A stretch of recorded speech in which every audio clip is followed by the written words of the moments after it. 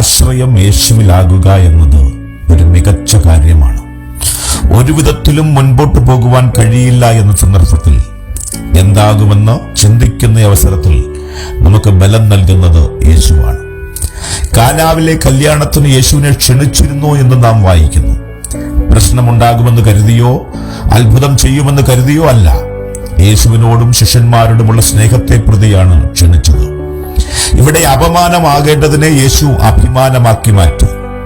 ശോകമാകേണ്ട വീടിനെ യേശു സന്തോഷം കൊണ്ട് നിറച്ചു.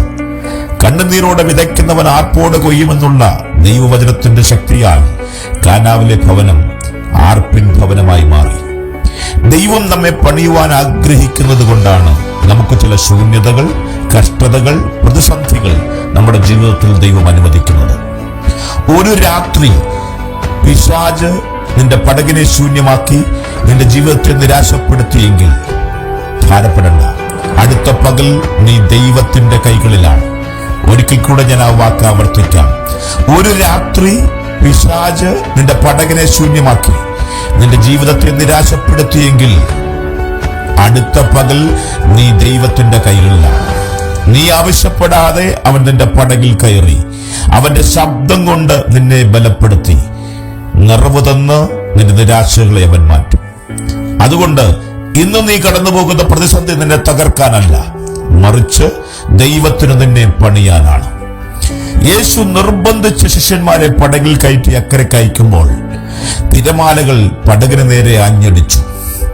ഇത് പടകിനെ തകർക്കാനായിരുന്നില്ല, മറിച്ച് ഏതു തിരമാല എത്ര ശക്തമായി ആഞ്ഞടിച്ചാലും യേശു അയച്ച പടക്, നീയുള്ള പടകിന് ഒരു പോർല് പോലും ഏൽക്കാതെ നിന്നെ അക്കരയ്ക്ക് കൊണ്ടുവന്നെത്തിക്കുവാൻ അയച്ചവന് കരുത്തുണ്ടെന്ന് നീ അറിയേണ്ടതിനാണ്.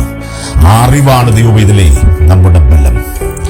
സങ്കീർത്തനം 91:2 പറയുന്നു, അവൻ എന്റെ സങ്കേതവും കോട്ടയും ഞാൻ ആശ്രയിക്കുന്ന എന്റെ ദൈവമെന്ന് ഞാൻ പറയുന്നു. ദാവീദിന് ഗോലിയാത്തിന്റെ ശക്തിയെ അറിയേണ്ട കാര്യമുണ്ടായിരുന്നില്ല. കാരണം അവന് ദൈവത്തിന്റെ ശക്തി അറിയാമായിരുന്നു. അതുകൊണ്ടാണ് തന്റെ ജീവിതത്തിൽ പ്രതിസന്ധി ഉണ്ടായപ്പോഴൊക്കെ താൻ സ്വയം ദൈവത്തിൽ ബലപ്പെട്ടു എന്ന് പുസ്തകത്തിൽ കാണുന്നത്.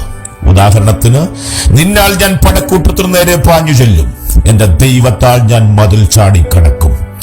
വേറൊരു ഭാഗത്ത് പറയുന്നു, ഞാൻ യഹോവയെ എന്റെ മുൻപിൽ വച്ചിരിക്കുന്നു, അവൻ എന്റെ വലതുഭാഗത്തുള്ളത് കൊണ്ട് ഞാൻ കുലുങ്ങിപ്പോകുകയില്ല. ഇന്ന് നിങ്ങൾ അഭിമുഖീകരിക്കുന്ന യാതൊന്നും ദൈവത്തെക്കാൾ ശക്തമല്ല. അതുകൊണ്ട് ഇന്ന് നീ കടന്നു പോകുന്ന പ്രതിസന്ധി നിന്നെ തകർക്കാനല്ല, ദൈവത്തിന് നിന്നെ പണിയാനാണ്. സിംഹങ്ങൾ കുഴിയിൽ നിന്ന് മാറിപ്പോകാൻ ദാനിയേൽ പ്രാർത്ഥിച്ചിട്ടില്ല. തീ അണഞ്ഞു പോകാൻ ശദ്രക്ക്, മേശക്ക്, അബേദ്നെഗോ പ്രാർത്ഥിച്ചിട്ടില്ല. പൊട്ടക്കിണറ്റിൽ നിന്ന് കരകയറ്റാൻ ജോസഫും പ്രാർത്ഥിച്ചിട്ടില്ല.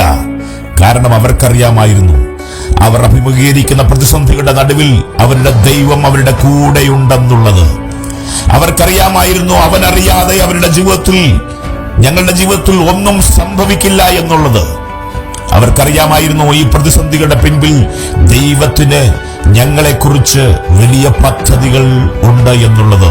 അത് തിന്മയ്ക്കല്ല, അത് നന്മയ്ക്കാണ് എന്നുള്ളത്.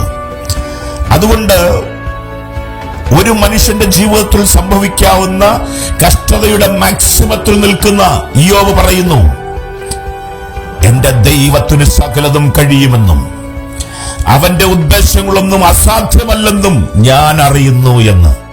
ദൈവവേദലേ, ഈ അറിവാണ് നമ്മുടെ ശക്തി, ഈ അറിവാണ് നമ്മുടെ ബലം.